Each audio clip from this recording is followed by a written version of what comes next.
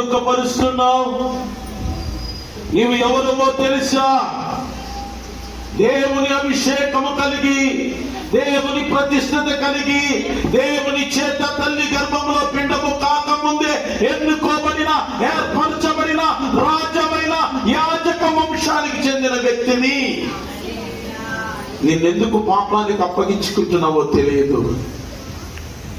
కొద్ది కాలం ఉండే ఈ శరీర సుఖము, ఈ వ్యభిచారము, ఈ జారత్వము, ఈ పనికిమాలిన దొంగతనము, ఈ లోక సంబంధమైన మోసకరమైన ఆస్తి ఐశ్వర్యం ఏం చేస్తుంది?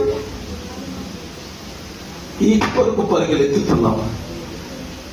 వీటి కొరకు పరిగెత్తి దేవుడు నీకు ఇచ్చిన సింహాసనాన్ని యూదాలోగా, గెహాజీలాగా, అన్వయ సభ్యురాలలాగా, దేవుని కృపను పోగొట్టుకున్న సౌలులాగా నీవు ఉంటున్నావేమో.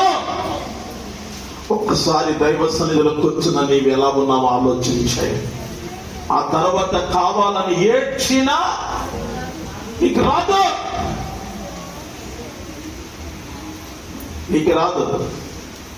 ఎందుకో తెలీదు. చాలా మంది దైవ సన్నిధి అంటే, దేవుని వాక్యం అంటే, దేవుని కొరకు ప్రతిష్టగా ఉండడం అంటే, దేవుని కొరకు సమర్పణ కలిగి ఉండడం అంటే, దేవుని కొరకు